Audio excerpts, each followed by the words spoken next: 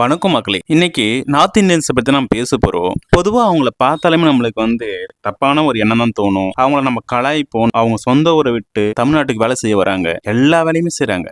அவங்களுக்கு என்ன வேலை கொடுத்தாலும் செய்றாங்க. தகுதிக்கு ஏத்த மாதிரி வேலை வேணும்னு அப்படி கேட்கறது கிடையாது. அவன் படிச்சிருக்கான் படிக்காம இருக்கான் அதெல்லாம் பார்க்க மாட்டான். ஸோ அவங்கள பாருங்களேன், ஹோட்டல்ல வேலை செய்வாங்க, துணி கடையில் வேலை செய்வாங்க, ரோட்டோரமா ஏதோ ஒரு சின்ன கடை போட்டிருப்பாங்க, ஜூஸ் கடை இருக்கலாம், பானிபூரி கடை இருக்கலாம், கட்டுமான வேலைகளை செய்றாங்க, எல்லா வேலையுமே செஞ்சுட்டு இருக்காங்க. நிறைய பேர் இங்க சொல்லுவாங்க, நார்த் இந்தியன்ஸ் வந்ததுக்கு அப்புறம் தான் இங்க நம்மளுக்கு வேலை வாய்ப்பு இல்லாம போயிடுச்சு அப்படின்னு சொல்லிட்டு இருக்காங்க. இது தவறான விஷயம் நான் சொல்றேன். ஏன் சொல்றேன்னாக்கா, நம்ம வேலையை அவன் தட்டி பறிக்கவே இல்லை. நம்ம இந்த வேலையெல்லாம் நம்ம கேவலமா பாக்குறோம். ஒரு செக்யூரிட்டியா போனாக்கா நம்ம யோசிக்கிறோம். ஆனா அவன் 20 வயசு பையனே போயிட்டு செக்யூரிட்டி வேலை பாக்குறான். இப்போ ரோட்டோரமா ஒரு கடை வைக்கணும்னாக்கா நம்ம யோசிப்போம், நம்ம போய் ரோட்ல போய் வேலை செய்யணுமா அப்படின்னு யோசிப்போம். கட்டுமான பணிகளை வெயில போய் நம்ம வேலை செய்யணுமா அப்படின்னு நிறைய விஷயங்கள் நம்ம யோசிப்போம். ஆனா அவன் எதுவுமே யோசித்து கிடையாது. கொடுக்குற வேலையை செய்யறான். நார்த் இந்தியன்ஸ் நம்ம குறை சொல்ல தேவையில்லை. ஒரு சில பேர் தப்பான வழியில போகலாம். சோ நார்த் இந்தியன்ஸுக்கும் ஒரு குடும்பம் இருக்கும். அந்த குடும்ப கஷ்டத்துக்காக தான் அவனுங்க வெளியூர்ல வந்து வேலை செய்யறாங்க. நம்ம அவனுக்கான மரியாதை நம்ம